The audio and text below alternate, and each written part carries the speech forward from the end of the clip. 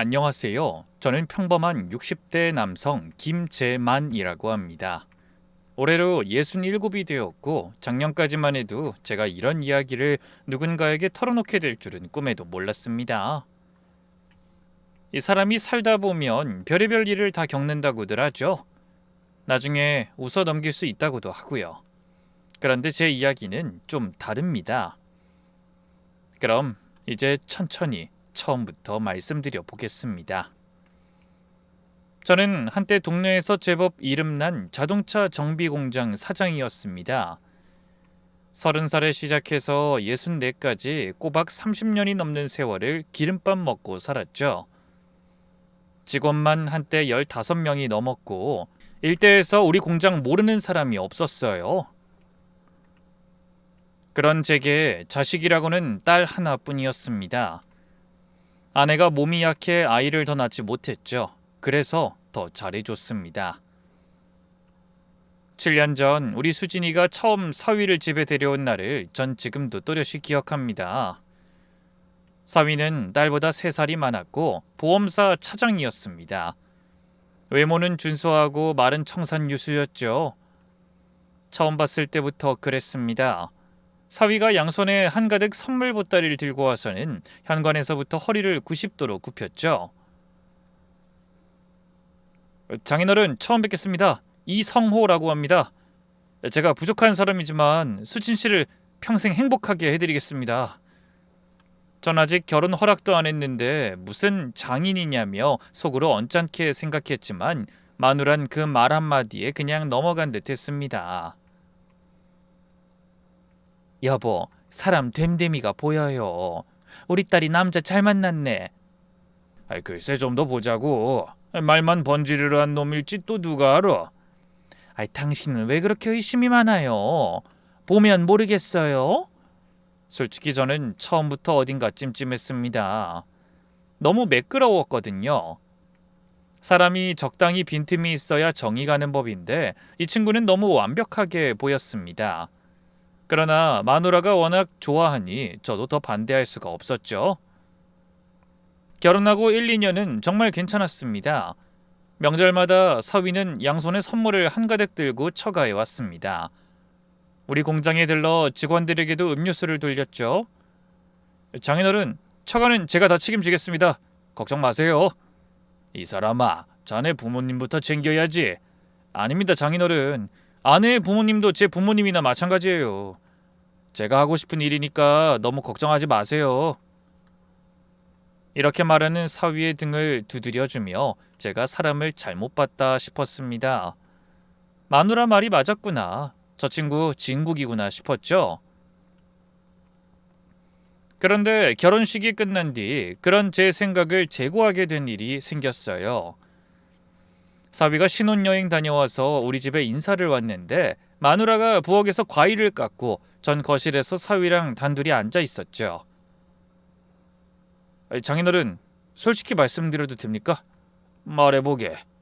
제가 수진 씨 처음 봤을 때 솔직히 외모는 제 스타일 아니었습니다. 뭐? 농담입니다, 농담. 그런데 장인어른 만나 뵙고 나서 마음이 바뀌었어요. 무슨 말이야? 장인어른 같은 분이 제 장인이 되어주신다면 제가 평생 든든할 것 같았거든요. 수진 씨는 그런 좋은 아버지 딸이니까 분명 좋은 사람일 거라고 생각했습니다. 그때는 그저 웃으며 넘겼습니다. 허허, 이 사람 농담도 잘하네. 이렇게 말하면서도 묘하게 기분이 나빴습니다. 보통 부부가 되려면 서로 사랑해서 결혼해야 하는 건데도 사위는 그런 식으로 우리 딸을 조금씩 까내리는 부분이 있었어요. 그래놓고 농담이라며 유들유들하게 넘어가는 거죠. 그게 기분이 나빴습니다. 그런데 본격적인 문제는 결혼 1년이 좀 넘어가면서부터 시작됐습니다. 어느 날 사위가 저녁에 찾아와서는 어깨를 늘어뜨리고 앉았습니다. 장인어른, 죄송한 말씀 드려도 될까요? 무슨 일 있나? 왜 그렇게 얼굴이 안 좋아? 제 친구 부모님이 갑자기 쓰러지셔서 병원비가 급한데 제가 좀 도와주고 싶어서요. 한 1,000만 원만 융통해 주실 수 있을까요? 다음 달 보너스 받으면 바로 갚겠습니다. 1,000만 원? 뭐 그 정도야 도와줄 수 있지. 자네가 그렇게까지 챙기는 사람이면 보통 사이가 아닐 텐데. 네, 제 초등학교 시절부터 친한 친구입니다. 제가 도리상 외면할 수가 없어서요. 차용증은 꼭 쓰겠습니다, 장인어른. 차용증은 무슨 됐네. 아닙니다. 돈은 돈이고 정은 정입니다. 제가 꼭 쓰겠습니다. 그렇게 또박또박 차용증을 써놓고 가더군요. 그리고 정말로 2달 뒤에 갚았습니다. 돈 관계 하나는 철저하구나 싶었죠. 신뢰도 생겼고요. 그게 시작이었습니다. 1번이 2번이 되고 2번이 5번이 되고 처음엔 1,000만 원이었던 것이 3,000만 원이 되고 5,000만 원이 되고 나중엔 일하면서 듣게 된 좋은 투자처가 있다며 한 번에 7,000만 원, 1억까지 빌려갔습니다.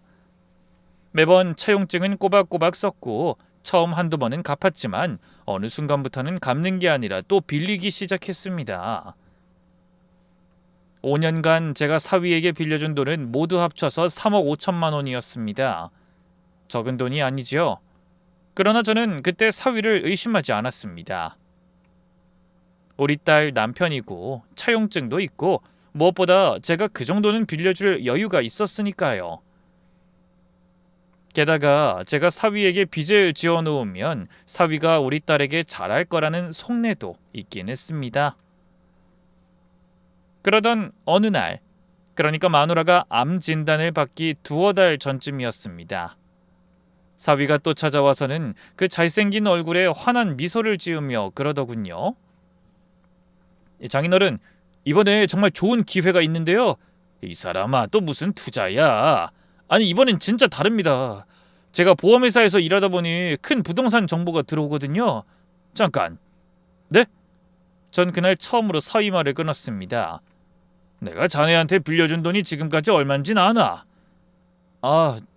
죄송합니다, 장인어른.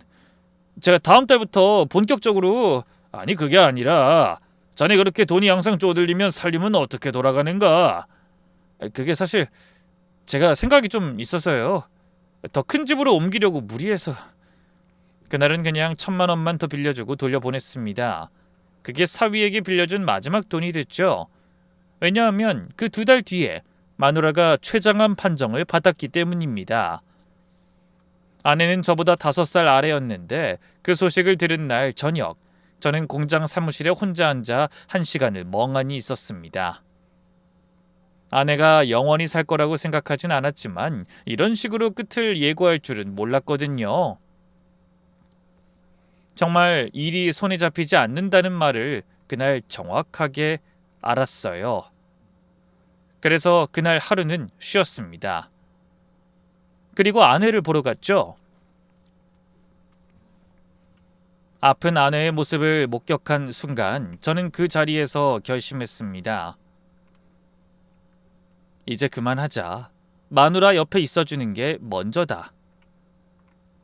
공장을 정리하기로 마음먹었습니다.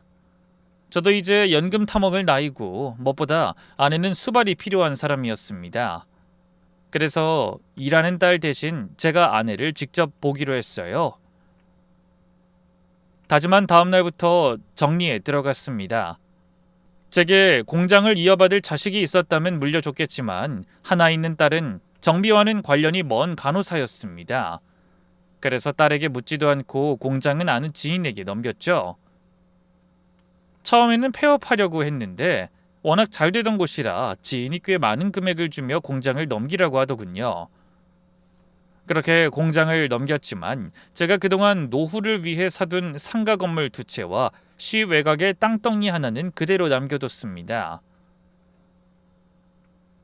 공장 판 돈으로 아내의 암투병을 도와줄 수 있었고 제 노후 정도는 그 돈으로 충분히 지낼 수 있어서 결정한 일이었습니다. 그렇게 몇 달에 걸쳐 공장을 넘기고 집을 정리하면서 돈을 마련한 저는 마누라가 원하는 대로 마누라 친정인 충청도 시골로 내려갔습니다. 거기서 마누라 병습을 하면서 살았죠. 항암 치료를 받을 때는 서울로 가고 치료받고 다음 항암 기다리는 동안은 퇴원해서 시골에서 지냈습니다. 시골 공기가 좋다더니 정말 마누라 얼굴빛이 한동안 좋아져서 우리 부부는 잠시나마 희망을 가졌습니다. 그러나 그 희망은 길지 않았습니다. 점점 나빠지는 몸 때문에 시골집에는 더 이상 가지 못했습니다. 항암을 하고 걷지 못할 만큼 체력이 떨어져서 결국 병원 호스피스 병동에 입원까지 하게 됐으니까요. 마누라가 췌장암 판정을 받고 제가 공장을 정리한다는 소식이 사위기에 들어간 것이 언제쯤이었을까요? 아마도 제가 시골로 내려가기 한 달쯤 전이었을 겁니다. 전 그때 마누라 병원 따라다니느라 정신이 없었죠. 그런데 어느 순간부터 사위 연락이 뜸해졌습니다. 그 전에 일주일에 한두 번씩은 꼭 전화가 왔거든요. 장인어른 잘 지내십니까? 장인어른 어머님 좀 어떠세요? 이런 안부 전화가 뚝 끊긴 겁니다. 처음엔 사위도 회사 일 바쁘겠지 했습니다. 그런데 마누라가 아파서 입원한 동안 사위는 딱 한 번 다녀갔습니다. 와이프한테 들었습니다. 장인어른. 죄송합니다. 그 회사가 바빠서 자주 와보지도 못했네요. 괜찮네 이 사람아. 자네도 일이 있겠지? 빠른 쾌차 빕니다. 그러고는 30분 만에 일어섰습니다. 전 그날 처음으로 좀 이상하다 싶었습니다. 사위가 이럴 사람이 아닌데 싶었죠. 그런데 그 뒤로 마누라 항암 치료, 입퇴원이 반복되는 동안 사위가 병원에 온 건 손에 꼽을 정도였습니다. 명절에도 본인 부모님 댁만 가고 우리 시골집에는 한 번도 안 왔죠. 딸은 저한테 미안해서 어쩔 줄 몰라 했습니다. 아빠 죄송해요. 요즘 남편 회사 일이 너무 많아서요. 수진아 신경 쓰지 마라. 내가 엄마랑 있잖아. 너도 바쁘고 힘들 텐데 매일 오지 말고 좀 쉬어. 아빠. 네 엄마가 제일 좋아하는 사람이 이 아빠인 거 모르냐? 저는 딸 앞에서 우스갯소리를 하며 아무렇지 않은 척했지만 속이 부글부글 끓었습니다. 빌려간 돈 3억 5천. 그동안 제가 한 번도 갚으란 적 없는 그 돈. 그게 마음에 걸려서가 아닙니다. 제 사위라는 사람이 자기 장모가 죽어가는데 어떻게 저럴 수가 있나. 그게 화가 났던 겁니다. 마누라도 눈치챘던 모양입니다. 어느 날 병상에서 제 손을 잡고 그러더군요. 여보, 왜 뭐 먹고 싶은 거 있어? 사위 말이야. 우리한테 너무 무관심해진 것 같지 않아요? 당신 눈에도 그렇게 보여? 여보, 수진이가 며칠 전에 다녀갔는데 요즘 상황이 안 좋은가 봐. 수진이가? 왜? 몰라요. 물어봐도 말을 안 해요. 그냥 엄마 미안하다고만 하고. 아내가 한참을 말이 없다가 다시 입을 열었습니다. 아무리 생각해봐도 사위랑 사이가 막 좋은 건 아닌 것 같아. 아니 마누라 그게 무슨 소리야. 애가 안 생긴 지도 좀 됐고 그것 때문에 우리 딸이 힘들어하면 사위가 신경 써주는 척이라도 해야 하잖아요. 그런데 최소한의 노력도 안 하는 것 같고 내가 봤을 때 둘 사이가 예전 같진 않은 것 같아요. 저는 마누라 말을 듣고 한참 천장만 봤습니다. 저도 그렇게 생각했었거든요. 딸뿐만이 아니라 저와 제 아내에게까지 소홀히 대했으니까요. 그래도 별말 안 했습니다. 다 큰 자식인데 무슨 일 있으면 이야기하겠지 싶어서요. 그런데 그날 밤 마누라가 저를 다시 부르더군요. 여보, 나 부탁이 있어요. 말해봐. 내 사망보험 있잖아요. 5억짜리. 그게 왜? 수익자 당신 이름으로 바꿉시다. 응? 왜? 수진이도 받아야지. 가만히 생각해보니 수진이한테 주는 건 위험할 것 같아요. 사위가 당신 찾아와서 돈 빌려가는 것도 그렇고 당신이 갖고 있다가 우리 수진이가 진짜 힘들 때, 정말 진짜 힘들 때 한 번에 쥐어줘요. 약속해줘요, 여보. 아이 굳이 그렇게 해야겠어? 애들도 다 성인인데 알아서 잘 살겠지. 약속! 저는 그날 아내와 약속했습니다. 며칠 뒤 보험사 직원을 불러 수익자를 법적 상속인에서 제 이름으로 바꿨죠. 그리고 그 약속 2달 뒤 마누란 떠났습니다. 장례 끝나고 통장에 들어온 5억 원. 저는 단 한 푼도 손대지 않고 그대로 묶어뒀습니다. 마누라가 한 약속 죽어도 지킬 생각이었거든요. 아내가 떠난 뒤 시골집은 너무 적적했습니다. 마당에 풀이 자라고 처마에 거미줄이 쳐져도 손이 가지 않았습니다. 우리 외동딸 수진이가 어느 날 시골집에 내려와 저를 보고 펑펑 울었습니다. 아빠, 이러다 아빠도 큰일 나요. 저희 집 근처로 올라오세요. 네? 됐다. 사람 사는 데가 다 똑같지 뭐. 아빠 제발요. 저도 엄마 보내고 너무 힘들어요. 아빠까지 어떻게 될까봐 무서워 죽겠어요. 그러니까 절 위해서라도, 네? 그 말에 제가 무너졌어요. 딸이 그러는데 부모가 어떻게 버팁니까? 그래서 몇 달 뒤에 딸 사는 동네 근처로 작은 주택을 얻어 올라왔습니다. 그게 작년 여름이었습니다. 그런데 막상 올라오니 또 할 일이 없었습니다. 평생을 일만 하던 사람이 갑자기 손 놓고 있으려니 그게 더 힘들더군요. 한 달을 멍하니 보내다가 어느 날 동네 친구가 그러더군요. 야 재민아, 너 운전 잘하잖냐? 개인 택시나 한번 해봐. 적적할 때 나가서 돌면 사람 사는 것도 보고 개인 택시 번호판 살 여유도 있잖아. 그렇게 시작했습니다. 처음에는 낮 운행만 하기로 했습니다. 그런데 생각보다 제가 아내의 부재를 견디기 힘들었던 모양입니다. 저는 괜찮다고 생각했는데 점점 몸 상태가 안 좋아지더군요. 풍채가 좋았던 제 몸은 13kg나 빠졌고 머리는 하얗게 샜습니다. 순식간에 늙는 기분이었습니다. 그리고 점점 초저녁에 일찍 잠들게 되더니 새벽 일찍 깨더군요. 집에 혼자 있으면 아내 생각이나 점점 빨리 일을 하러 나가게 됐습니다.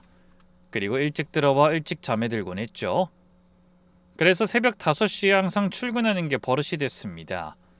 그러다 그 사건이 있기 며칠 전 딸이 제게 전화를 했습니다. 아빠 주무세요? 아니 운행 중이다. 무슨 일이냐? 그냥요. 아빠 목소리 듣고 싶어서요. 수진아, 너 무슨 일 있어? 아빠, 남편이 또 새벽에 회사 콜 받고 나갔어요.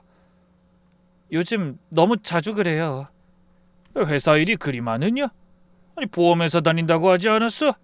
잘 모르겠어요. 물어보면 짜증을 내요. 저도 어떻게 해야 할지 모르겠어요. 저는 한참 말을 못했습니다. 그러다 겨우 한마디 했죠. 수진아, 너 잘하고 있다. 너무 자책하지 마라.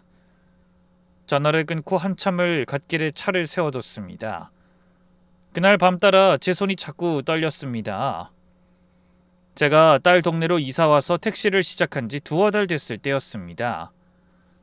그날 낮에 손님을 내려주고 잠깐 차를 세워두었는데 마침 그 자리에 우리 딸이 다니는 의원 근처였습니다. 아버님! 누가 저를 부르길래 봤더니 우리 딸과 친한 간호사였습니다.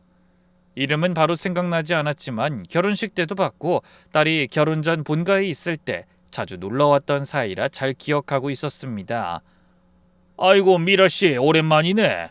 점심 먹으러 가는 길이야? 네 아버님. 아버님은 어떻게 여길... 공장은요? 공장은 다른 사람한테 넘겼어. 그리고 택시 일 시작했지. 뭐라도 해야 잡생각이 안 나서. 아 그러시구나. 수진이한테 들었어요 아버님. 너무 고생이 많으세요. 고생은 무슨, 그냥 시간 때우며 사는 거야. 미라씨가 잠깐 머뭇거리더군요. 뭔가 할 말이 있는 표정이었습니다. 근데 무슨 할 말 있어? 아니에요 아버님. 아닌 얼굴이 아닌데 말해봐. 진짜 무슨 일 없어? 미라씨가 한참을 망설이다 입을 열었습니다. 아버님, 그 한 달 전쯤에요. 제가 친구 결혼식 갔다가 호텔 로비를 지나갔는데요. 아니, 수진이 남편이랑 비슷한 분이, 아니 정말 비슷한 분이 어떤 여자분이랑 같이 계셨어요. 사위가? 제가 잘못 봤겠죠? 그쵸 아버님? 워낙 사람이 비슷한 사람 많으니까요. 옆에 있는 여자는 우리 딸이 아닌 게 확실하고. 아니었어요. 그 여자는 키가 좀 크고 머리가 길었어요. 근데 두 사람이 손을 잡고 있더라고요.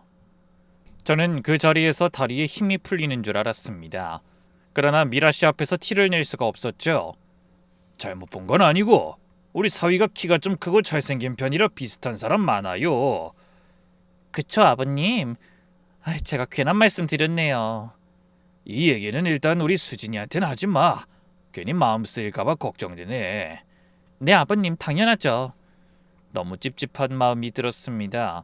그래서 그날 저녁 저는 딸한테 슬쩍 떠봤습니다. 수진아, 그 사위는 회사 잘 다니냐? 네, 아빠, 잘 다녀요. 그 일할 때 사위가 호텔 같은 데 자주 가나? 행사 때문에? 뭐 가끔 고객 만나러 가긴 한데요. 아빠 왜요? 아니 그냥 그 영업맨들은 그런가 싶어서. 전 그날 밤 잠을 한숨도 못 잤습니다. 그러나 단정하지 않았습니다. 딸의 친구가 잘못 봤을 수도 있고 정말 회사 일로 만났을 수도 있으니까요. 다만 그날부터 제 가슴 한구석에 빨간불이 들어왔습니다. 켜졌다 꺼졌다 하면서 자꾸 저를 괴롭혔죠. 몇 주가 그렇게 지나갔습니다. 그러다 그 새벽이 온 겁니다. 그날을 평생 잊지 못할 겁니다. 어둠이 내려앉은 새벽 3시, 저는 딸이 있는 집 근처를 순찰하듯 천천히 달리고 있었습니다. 그날따라 잠이 오질 않아 일찍 나와 있었어요. 그런데 도로변에서 한 남자가 손을 미친 듯이 흔들고 있었습니다. 저는 차를 세웠습니다. 남자가 급히 뒷좌석에 올라타더군요. 핸드폰을 꽉 쥔 손이 부들부들 떨리고 있었습니다. 기사님, 네, 어디로 가십니까? 따따블로 드릴 테니까 최대한 빨리 가주세요. 저는 룸미러를 슬쩍 봤습니다. 그 순간 제 심장이 멎는 줄 알았습니다. 제 사위였습니다. 우리 딸 남편, 제 사위. 그가 제 택시에 타고 있었습니다. 그러나 사위는 저를 알아보지 못했습니다. 생각해보면 당연한 일이었죠.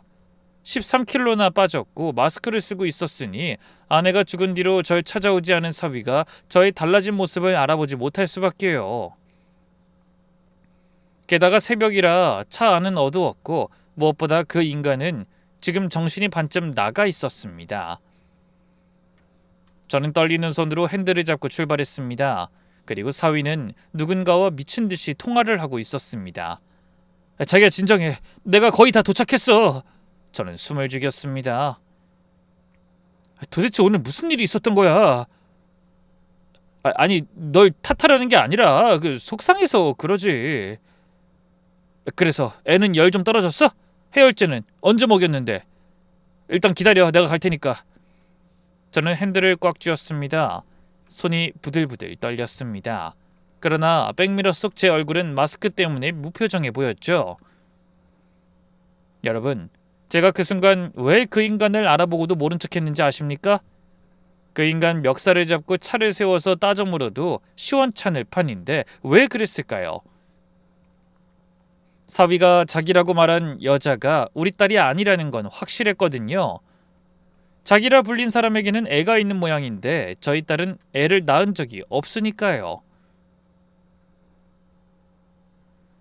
게다가 마누라가 떠나기 전에 했던 그 말이 떠올랐습니다. 사위가 우리 수진이 함부로 대하는 것 같아. 며칠 전 우리 딸이 했던 말도 떠올랐습니다. 남편이 새벽이며 한밤중이며 회사에 불려가는 일이 너무 많아요. 이 두 가지가 지금 이 상황과 정확하게 맞아떨어진 겁니다. 새벽 3시에 택시를 타러 나온 사위, 따따블로라도 빨리 가달라는 그 다급함. 회사도 집도 아닌 어딘가의 누군가에게 가는 길, 저는 그 순간 결심했습니다. 따라가서 봐야겠다. 끝까지 따라가서 무슨 일이 벌어지고 있는지 두 눈으로 확인해야겠다. 여기서 멱살 잡으면 이 인간은 빠져나갈 거다. 한 번에 잡아야 한다. 저는 엑셀을 밟았습니다. 룸미러 너머로 그 인간이 초조하게 다리를 떠는 게 보였습니다. 기사님, 좀 더 빨리 볼까요? 저는 말없이 더 속도를 올렸습니다. 진짜 애가 아프면 혼자 병원에 가면 될 거 왜 날 부르고 난리야. 그 인간이 짜증을 부렸습니다. 저는 입을 꾹 다물었습니다. 20분쯤 달려 도착한 곳은 외곽 어느 빌라촌이었습니다. 그 인간이 지폐를 꺼내 던지듯 내밀었습니다. 여기요, 따따블이에요. 거스름돌은 됐어요. 그 인간이 차에서 뛰쳐나가 빌라촌 안으로 사라졌습니다. 저는 한참을 핸들 위에 손을 얹은 채 잠시 가만히 있었습니다. 심장이 미친 듯이 뛰었습니다. 따라갈까, 그냥 갈까, 모르고 살까, 알아야 할까. 머릿속이 새하얘졌습니다. 그러다 마누라 얼굴이 떠올랐습니다. 죽기 직전 제 손을 잡고 우리 수진이 부탁해요 하던 그 얼굴. 저는 차를 모퉁이에 세웠습니다. 그리고 차에서 내렸죠. 발이 저절로 움직였습니다. 무엇을 보게 될지 두려웠지만 멈출 수가 없었습니다. 그 인간은 빌라로 들어가지 않았습니다. 다만 빌라 앞에서 누군가를 기다리는 듯 보였습니다. 전화를 하더니 곧 계단에 불이 켜지고 누군가가 나왔습니다. 어떤 여자와 그 여자가 데리고 있는 어린 남자아이였죠. 여자는 30대 중반쯤, 화장기 없는 얼굴에 머리는 길고 미라씨가 호텔에서 봤다던 그 여자인 듯 했습니다. 그때 그 여자가 사위에게 가더니 안겼습니다. 그리고 사위는 그 여자를 안고 토닥이더니 이내 곁에서 졸린 눈을 한 남자아이를 안아들더군요. 왜 차는 놔두고 왔어? 애 응급실에 가면 차가 있어야지. 와이프가 나중에 블랙박스라도 뒤져보면 안 되잖아. 그래서 그냥 왔어. 택시 타고 가면 되니까 걱정하지 말고. 그 여자랑은 대체 언제 이혼할 건데? 나 언제까지 이렇게 첩처럼 숨어 지내야 하냐고. 이제 이혼할 때가 됐다면서. 때가 된 건 맞아. 그렇지만 내가 섣불리 이혼 이야기하면 되려 이혼을 안 해줄까봐 그러지. 좀만 참아봐. 나중에 우리 아들이랑 둘째는 내 밑으로 꼭 넣어줄게. 저는 그 자리에서 다리가 풀렸습니다. 빌라 화단 옆에 그대로 주저앉았죠. 저는 한참을 일어나지 못했습니다. 우리 딸은 아이가 생기지 않아 괴로워하며 자괴감에 휩싸여 있는데 저놈은 이곳에 여자를 만들어 두 집 살림을 지내고 있었던 겁니다. 게다가 5년 동안 그 인간이 저한테 빌려간 3억 5천, 그게 다 어디로 갔는지 그곳을 보는 순간 알겠더라고요. 저 여자한테 다 갔구나. 저 여자한테 다 흘러갔구나. 그리고 이젠 우리 딸을 버리려는 거구나. 전 그날 새벽 그 빌라 화단 옆에서 분노를 삭히며 얼음처럼 차가워진 몸을 일으켰습니다. 제 딸이 당하고 있는 일이 너무도 부당하게 느껴졌어요. 제가 듣기로 딸은 자신이 버는 월급 중 매달 100만 원씩 사위에게 줬다고 했거든요. 저축보다 안전한 투자를 하면 은행 이자보다 더 많이 번다고 말이죠. 그들이 떠난 뒤에도 그곳에 있던 저는 빌라 앞에 앉아 있다가 새벽 5시쯤 집에 들어왔습니다. 더 이상 운행을 할 상태가 아니었어요. 거실에 앉아 제가 어떻게 행동해야 하나 생각해봤습니다. 딸에게 먼저 말할 순 없었어요. 딸은 아내의 사망으로 몸도 마음도 지쳐있는 상태였으니 상황이 어떻게든 정리되면 말할까 싶었어요. 그래서 결심했습니다. 절대로 지금은 화내지 않고 그 인간이 빠져나갈 구멍이 없도록 한 번에 정리해야겠다고 말이죠. 그날 아침 저는 친구에게 전화를 걸었습니다. 친구 영식이는 30년 동안 기자로 일하다 은퇴한 친구입니다. 저랑 초등학교 동창이고 마누라 장례식 때 나흘 동안 자리를 안 비우고 저랑 같이 있어준 그런 친구죠.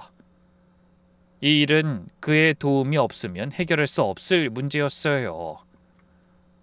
오후에 제 친구가 도착했습니다. 점심상 차려놓고 마주 앉았는데 친구가 한입 떠보더니 그러더군요. 재민아, 무슨 일이야? 말해봐. 전 그날 새벽부터 그 빌라까지의 일을 차근차근 다 말했습니다. 영식이는 한마디 안 끊고 끝까지 들어줬죠. 다 듣고 난 영식이가 한참 한숨을 쉬더군요. 어떻게 이런 일이? 그래서 말인데 그 여자랑 우리 사위 관계 좀 조사해 줄 수 있어?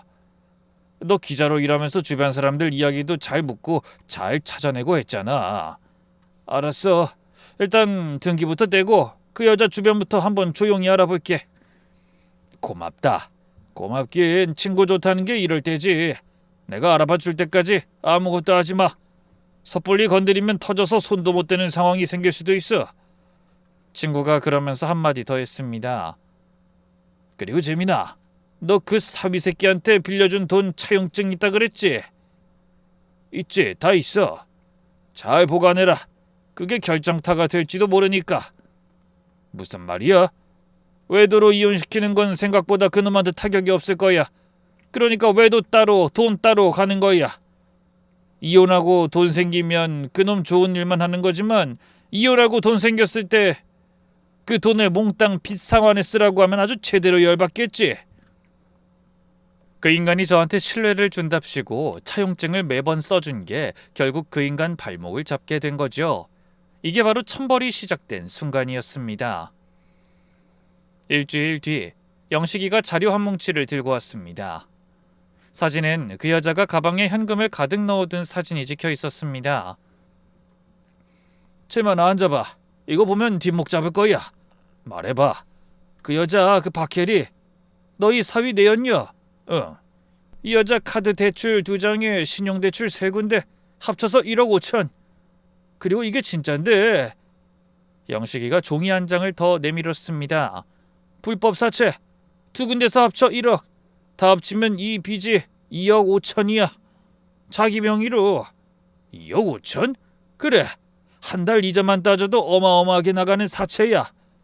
이 여자 한 달만 더 못 갚으면 어디 끌려가도 끌려갈 처지였네. 근데 이 빚으로 가방에 돈다발을 채워 넣었다고? 근데 이게 외도랑 무슨 상관이야? 알고 보니까 네 사위가 결혼 전에 사귀던 여자던데 친정 배경이 좋지 않다는 이유로 사위가 네 딸이랑 결혼하기로 결정했던 것 같아. 그래서 그 여잔 결혼을 못하게 됐다고 하더라고. 자기가 와이프가 될 거라고 생각했는데 돈이 없어서 본처가 못 되고 내연녀로 숨어 지내게 됐으니 억울했겠지. 자기 딴엔. 사위가 결혼 전부터 사귀던 여자라고? 근데 왜 우리 수진을 선택한 건데? 뭐 그 남자 하는 걸로 봐선 네가 그땐 잘 나갔잖냐. 돈도 많이 벌고 빌려준 돈도 꽤 된다면서. 근데 네 와이프 그렇게 되고 나서 사업도 넘겼지 일도 안 하지. 뭐 자기가 보기엔 네가 망했다고 생각한 것 같더라고. 그래서 계속 네 딸이랑 너 무시하는 거고. 그 여자는 사위가 흔들리는 것 같으니까 본처 자리 차지하려고 무리수 둔 것 같아. 돈만 있으면 이번엔 자기를 선택해 줄 거라고 생각했나 보지. 그렇게 해서라도 갖고 싶을 만큼 괜찮은 남자는 아닌 것 같은데. 이쯤 되면 그냥 오기로 했다고 봐야지. 전 한참 말을 못했습니다. 영식아, 이거 우리 수진이한테는 어떻게 말해야 하냐? 영식이가 종이를 한 장 더 내밀더군요. 내가 합법적인 범위 내에서 흥신소 한 명 붙였어.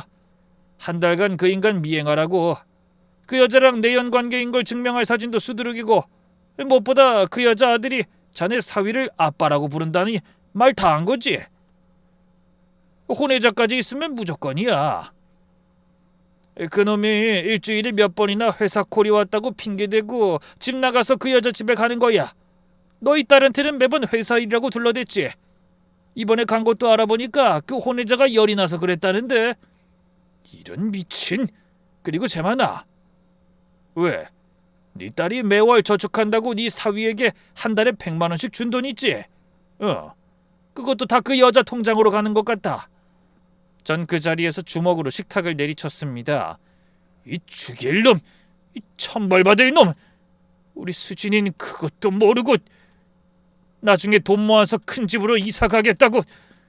전 한참을 식탁에 머리를 박고 있었습니다.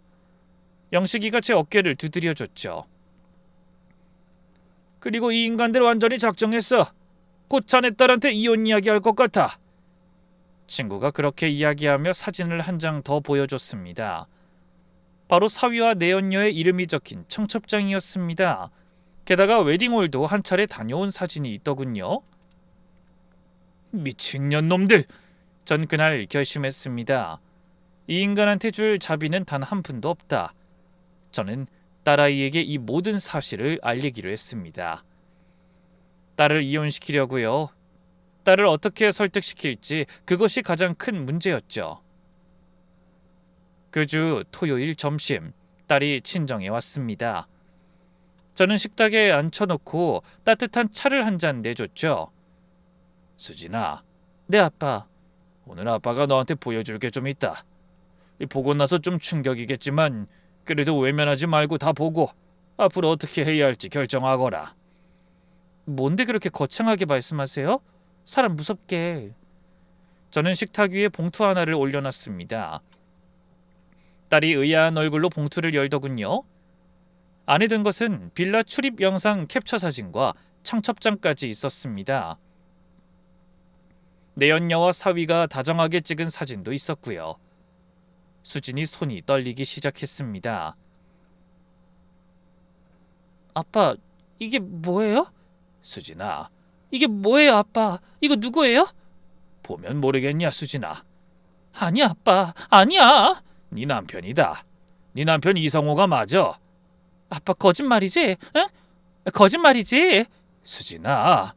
수진이가 사진을 보여잡고 덜덜 떨기 시작했습니다. 아니야 아빠, 아니야. 성호 씨가 그럴 사람이 아니야. 수진아 잘 들어. 저는 처음으로 딸한테 큰 소리를 쳤습니다. 수진아, 이 아빠 똑바로 봐라. 아빠. 수진아, 네 엄만 죽으면서도 너 걱정했어. 나도 마찬가지고. 엄마 돌아가시고 왜 너한테 보험금 안 가는지 넌 궁금하지도 않았어? 그건 엄마 돈이고. 그래, 네가 이렇게 착해 빠졌으니까 내가 너한테 말해주는 거다. 네 사위가 바람난 걸, 아니 오래전부터 외도해온 걸 네가 여전히 모르니까. 아빠, 그래도 아빠 저 시험관도 5번이나 했고 결혼 후부터 아이 가지려고 계속 기다렸어요. 어떻게 남편이 저한테... 딸은 패닉에 빠진 듯 보였습니다. 횡설수설 아무 말이나 하는 걸 보니 충격이 상당하더군요. 하긴 남편이 그간 바람을 피웠다는데 멀쩡한 사람이 어디 있겠습니까? 게다가 본인보다 아비인 제가 먼저 알아냈으니. 수진아, 이거 봐라. 이건... 저는 딸이 보던 서류의 뒷장을 넘겨줬습니다. 그곳에서는 만삭의 내연녀와 사위, 그리고 둘 사이에 아이가 있는 사진이 있었습니다. 수진아, 저 애가 네 남편 아들일 거다. 저 여자 뱃속에 있는 애도 네 남편 애일 거고. 아이라고요? 게다가 둘째 임신 중이라니. 네 남편이 5년 넘게 만난 여자다. 5년이라뇨? 제가 남편이랑 5년 전에 결혼했는데. 결혼 전부터 만난 거겠지. 나도 언제부터 네 남편이 전현과 붙어먹었는진 모르겠지만 어쨌든 결론은 너랑 결혼한 그 순간부터 사위 곁엔 저 여자가 있었던 거야. 말도 안 돼. 네가 시험 가란다고 호르몬 주사 맞고 토하고 울고 한 그 힘든 시간 동안 저놈은 저 여자랑 살림 차리고 있었고, 이젠 너랑 이혼하려고 청첩장 시안까지 알아보고 있었어. 흔들리던 수진이의 눈빛이 바뀌었습니다. 슬픔이 분노로 바뀌는 그 순간을 저는 봤습니다. 수진아, 너 잘못한 거 하나도 없다. 넌 한 점 부끄러움 없이 살았어. 시험관을 너 혼자 견뎠지.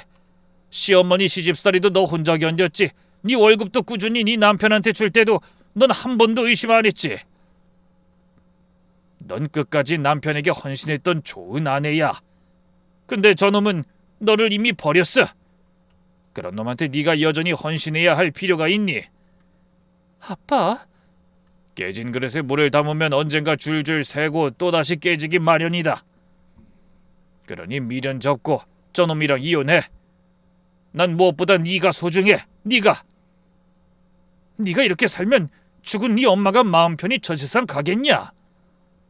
저도 울먹이며 딸에게 하소연했습니다. 아내는 마지막 순간까지 딸을 걱정했습니다. 그리고 그 걱정은 현실이 되어 딸을 덮쳤죠. 제가 흐느끼자 딸은 오히려 정신이 바짝 든 모양이었습니다. 아빠, 조금만 생각할 시간 주세요. 그래, 대신 네 남편한텐 이야기하지 말아라. 알고 나면 외도 증거고 뭐고 다 지우고 발뺌할 놈이다. 그리고 그 놈이 너 몰래 나한테 3억 넘게 빌려간 거 모르지? 돈까지 빌려갔다고요? 아버지한테? 그래. 너한테 잘하라고 빌려준 돈인데 알고 보니 그 내연녀 사는 집 사주는데 다 들어간 모양이더라. 제 말에 딸이 더 충격 먹은 듯 입을 번긋거리더군요. 그뿐이냐? 내가 망했다고 생각했는지 그렇게 뺀질거리며 찾아오는 것도 내가 사업 넘기고 나니 아예 찾지를 않잖아. 그게 뭐 때문인지 잘 생각해봐라. 그런 놈한테 넌 너무 아까워. 네, 내일 연락드릴게요. 그리고 다음 날 딸은 스스로 이것저것 알아본 다음 모든 것이 진실이었다는 걸 알고는 이혼하겠다고 연락해왔습니다. 근데 소송해야 할까요?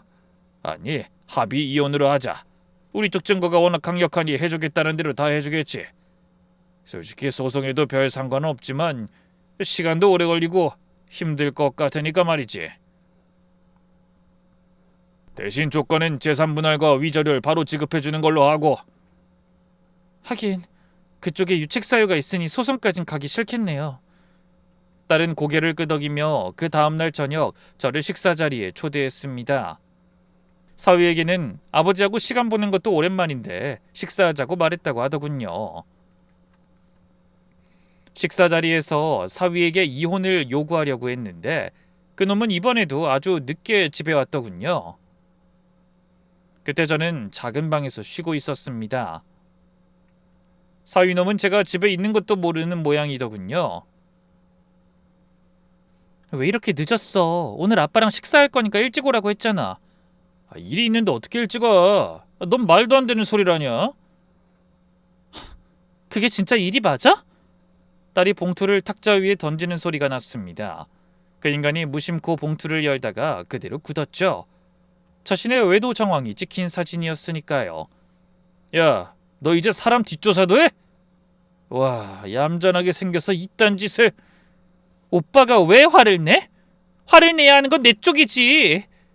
바람 펴서 애까지 싸질러 놓고 나한테 이럴 수 있어? 내가 무슨 짓 할 줄 알고? 처음 보는 딸의 분노하는 모습이었습니다. 항상 사근사근하던 딸이 무섭게 나오자 사위도 당황한 듯 하더군요.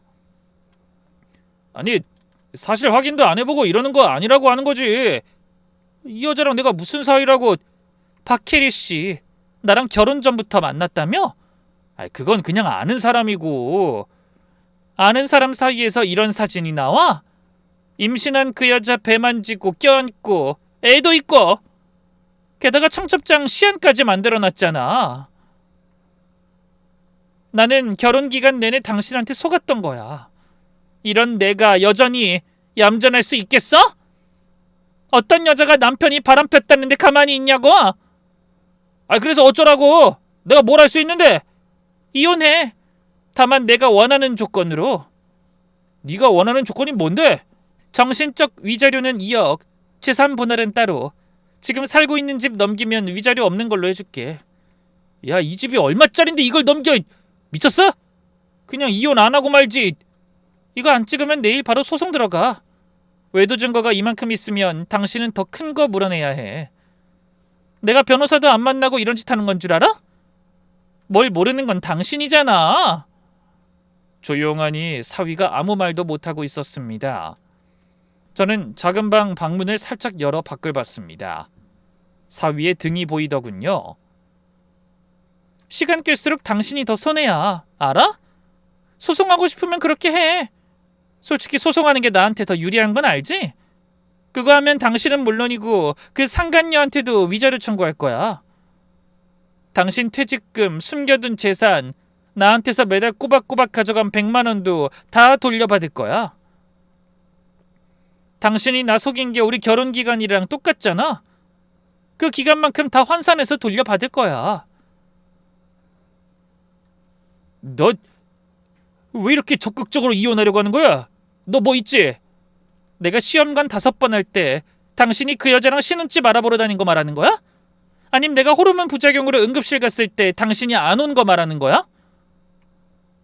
그것도 아니면 새벽에 당신 혼외자 열난다고 불이 나게 뛰어가면서 나한텐 회사에서 콜 받아서 나간 것처럼 꾸민 거 말하는 거야?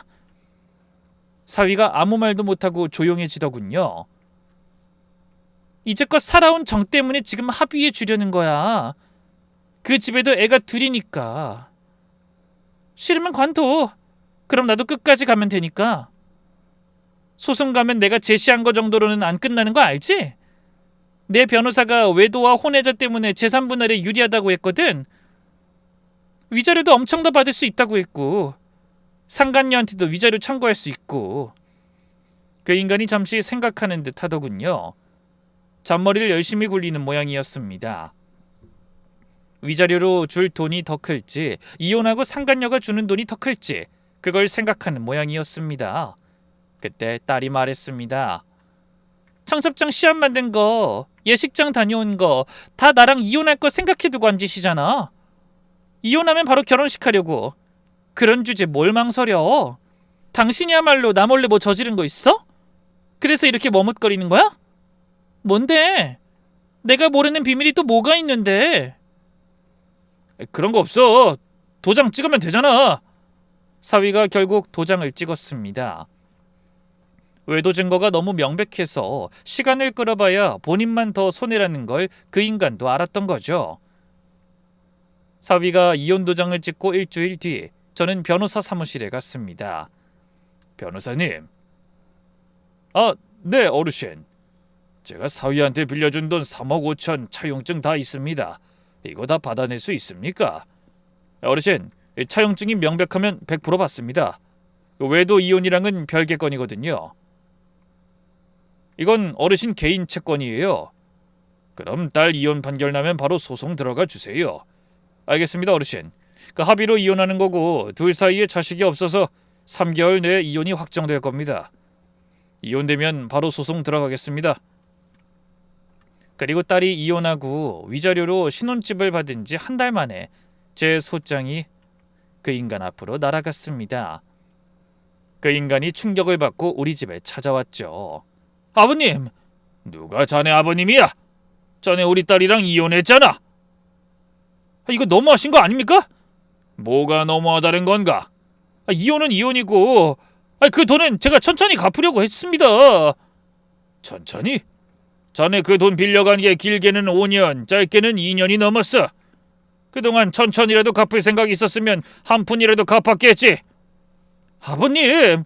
전 그 인간 눈을 똑바로 봤습니다. 큰소리 내지 마! 자네가 큰소리 낼 군번인가?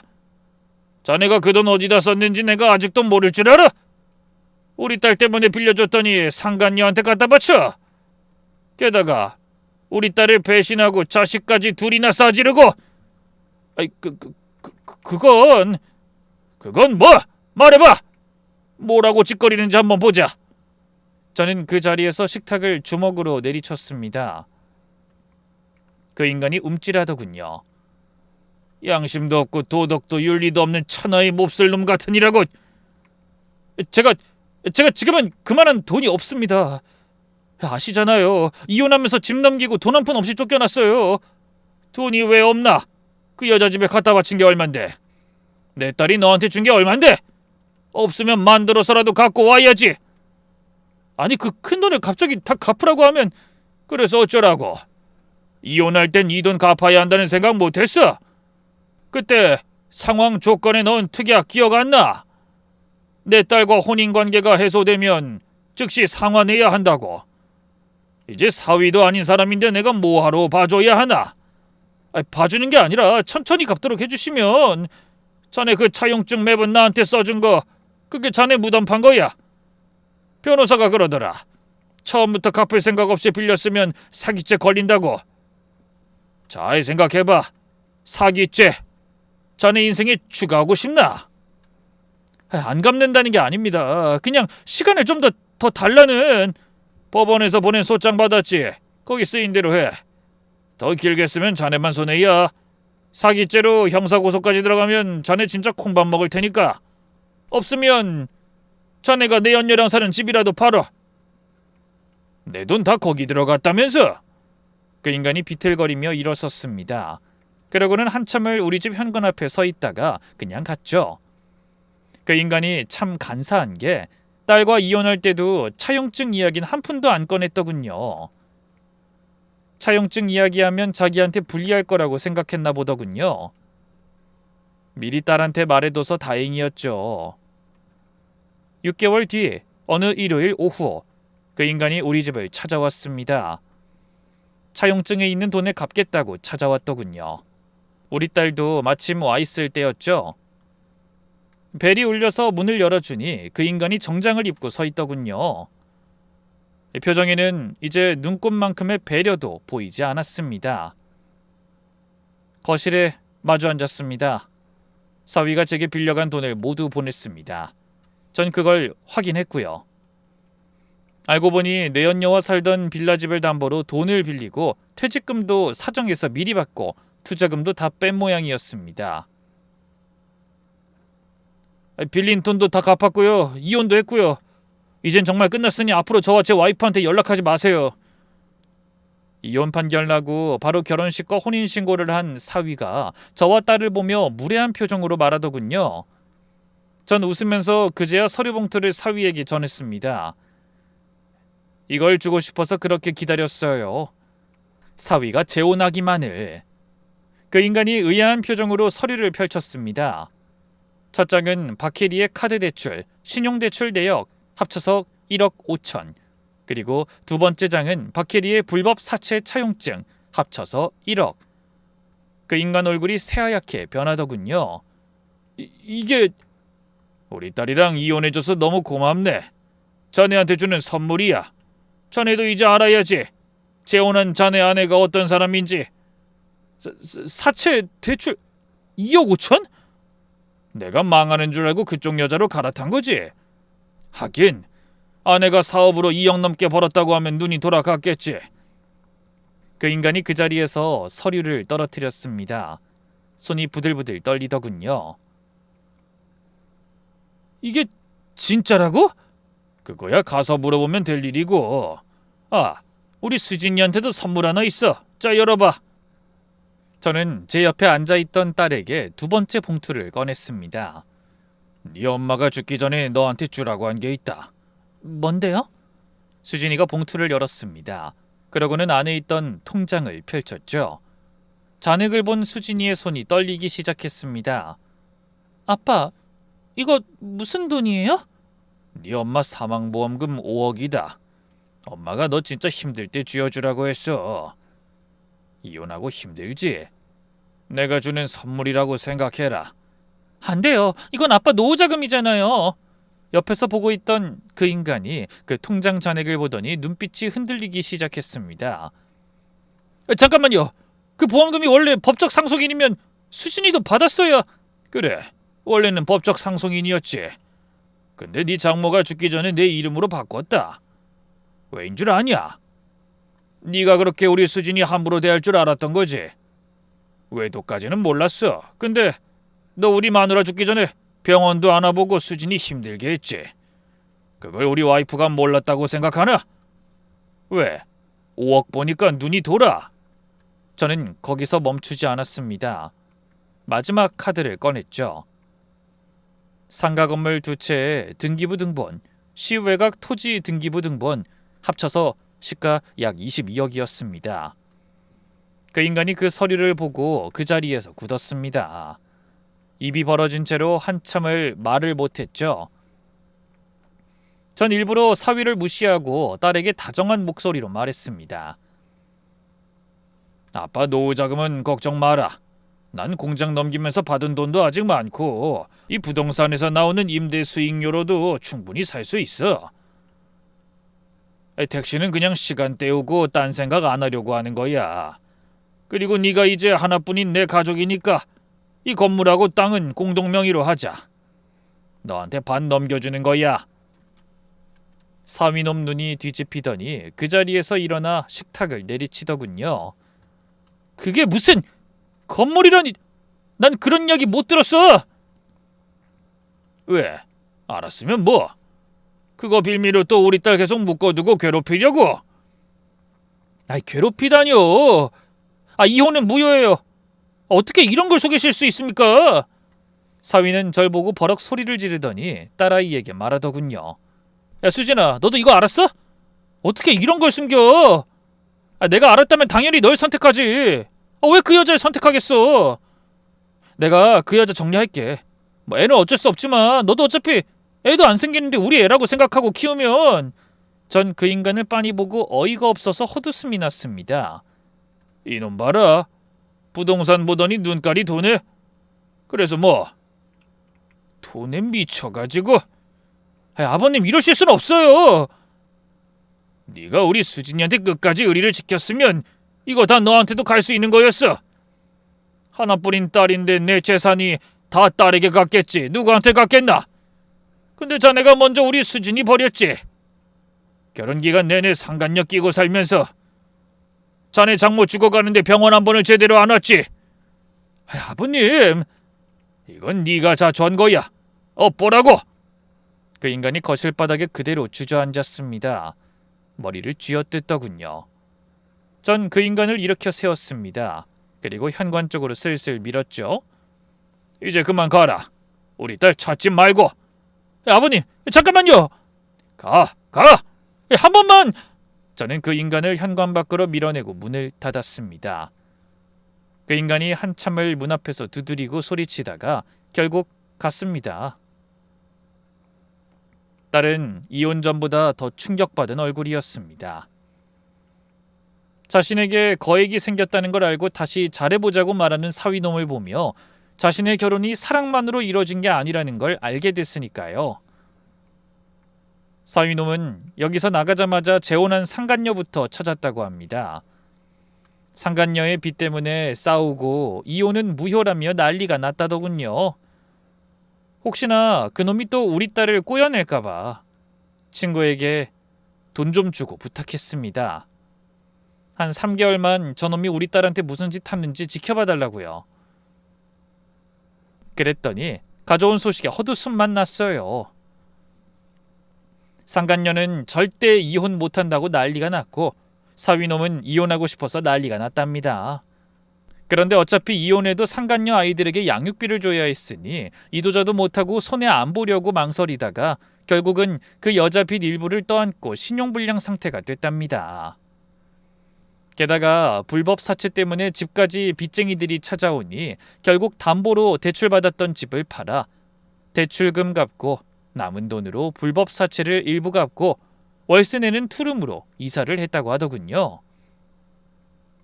결국 거기서 상간녀가 빌린 카드 대출을 갚으며 근근히 생활하고 있다고 들었습니다. 다행인지 불행인지 상간녀는 그런 사위놈도 좋았는지 절대 안 떨어진다며 딱 붙어 다닌다고 하더군요. 상간녀의 병적인 집착과 행동으로 사위놈 얼굴에 살이 나날이 빠진다는 이야기를 듣고 얼마나 고소하던지. 제 딸이 시험관이다 뭐다 힘들게 애가지려 노력하며 살이 빠져나간 걸 생각하면 저놈이 안쓰럽게 느껴질 수가 없어요. 옛 어른들이 그러셨죠. 하늘은 속여도 양심은 못 속이고 사람은 속여도 천벌은 못 속인다. 라고요. 욕심에 눈멀어 가족을 버린 자는 결국 그 욕심에 자신이 잡아먹히고 끝까지 가족을 믿고 인내한 자에겐 하늘이 길을 열어주는 법입니다. 우리 딸이 그랬고 떠난 우리 마누라의 마지막 사랑이 그랬습니다. 이 글을 읽으시는 모든 분들도 살면서 사람 잘 보시고 의리 지키며 사시길 바랍니다. 긴 이야기 끝까지 들어주셔서 감사합니다.